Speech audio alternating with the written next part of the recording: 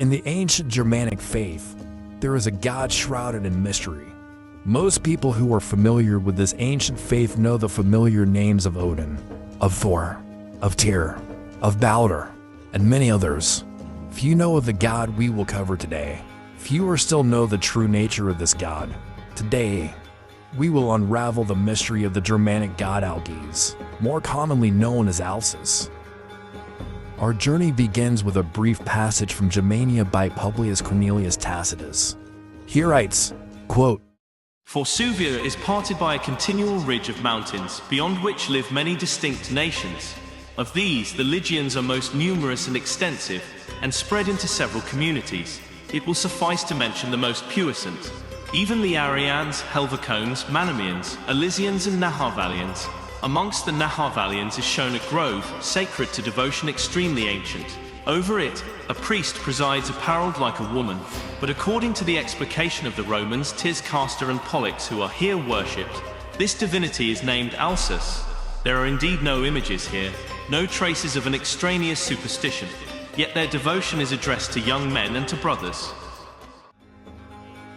This is the only officially known attestation of this Germanic deity.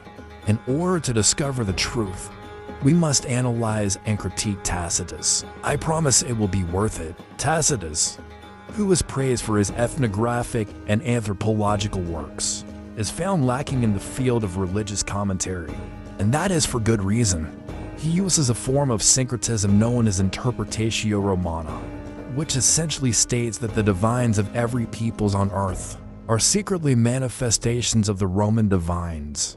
Partially this is due to his Platonic influence, where Plato in his Timaeus writes, quote, "There is at the head of the Egyptian delta, where the river Nile divides, a city and district called Sais. The city was the birthplace of King Amasis, and is under the protection of the goddess Neith, or Athene. The citizens have a friendly feeling towards the Athenians, believing themselves to be somehow related." In other words, Plato promoted the idea that the Egyptian gods were secretly the Greek gods, and that the Egyptian people knew of this, and also knew that they were descendants of the Greeks. This passage is the prelude to the known fabricated story of Atlantis, which takes the form and function of the Platonic noble lie, for a new origin story of the city of Athens. More on that in another video. One may be asking, what's the connection between a Germanic deity and delving into made-up Greek philosophy? The answer is that for the longest time, people took the words of Tacitus, the explication of the Romans, tis Castor and Pollux, who are here worshipped.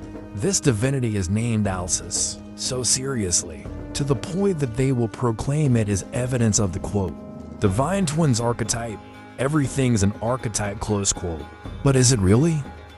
Tacitus, in a separate work titled Agricola, wrote of using this type of Platonic syncretism as a cultural and psychological weapon, used to enslave other peoples, so that they would willingly abandon their identities and traditions. Quote, "The succeeding winter was employed in the most salutary measures, in order by a taste of pleasures to reclaim the natives from that rude and unsettled state which prompted them to war, and reconcile them to quiet and tranquility.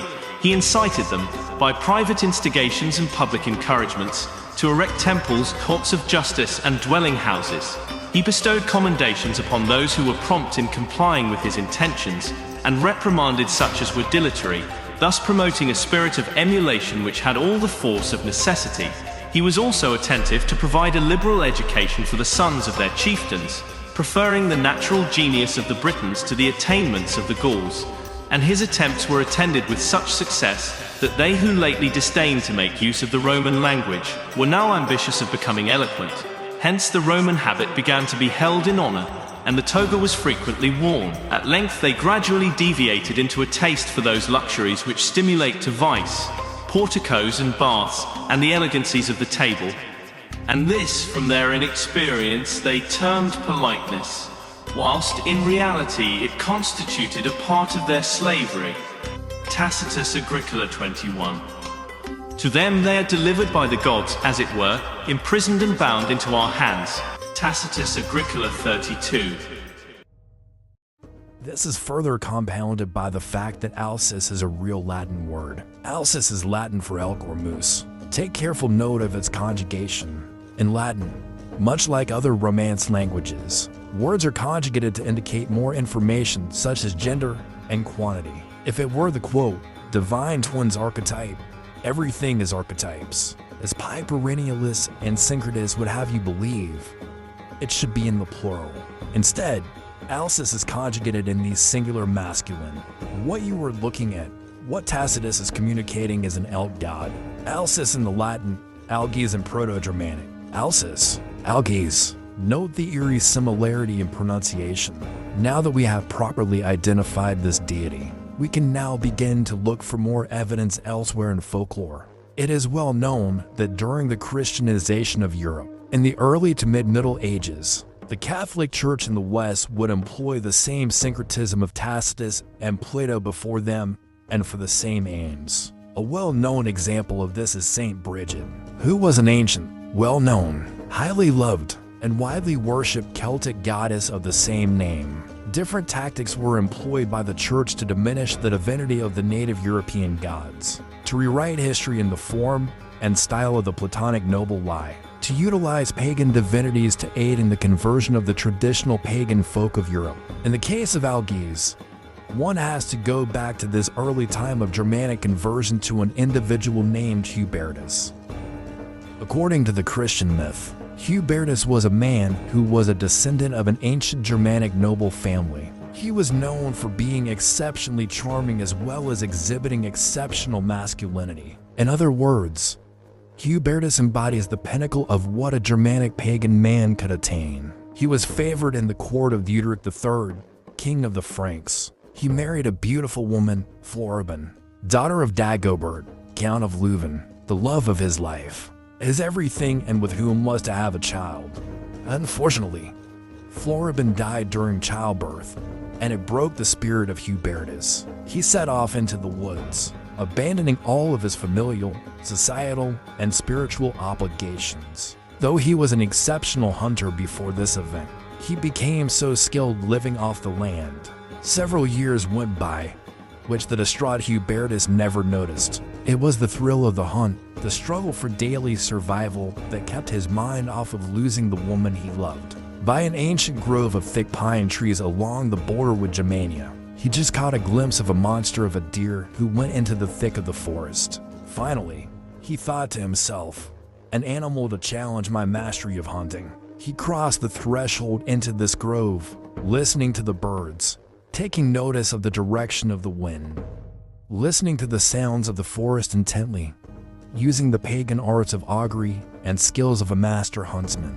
Suddenly, he heard the echoes of a great elk grunting through this ancient grove. Echoing through the trees, Hubertus pleaded to be given special sight to find this king of the wood, and his request was granted as a great and mighty elk appeared atop a hill close to him, possessing a rack with too many points to count, truly an ancient and giant stag worthy of being a king of stags. But in the middle of these horns was a symbol shining as intently as the sun within this dark forest. And according to the Christian myth, it was not the rune of life, but rather the symbol of a cross. And it was this alleged event that got him to go convert the pagans of the region to the worship of the Jewish rabbi, Yeshua. As a side note, this is where the symbol for the liquor company Jägermeister originated. This Christian myth follows the form and function of Christianized pagan deities. In essence, it is a noble lie or interpretatio turning the native gods of old into the saints and signs pointing to the god of the Judean desert,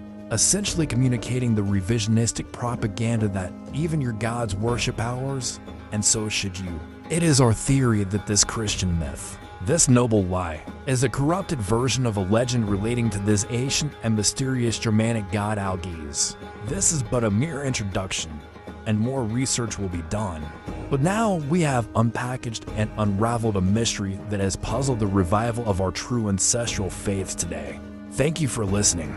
Hail to Alges!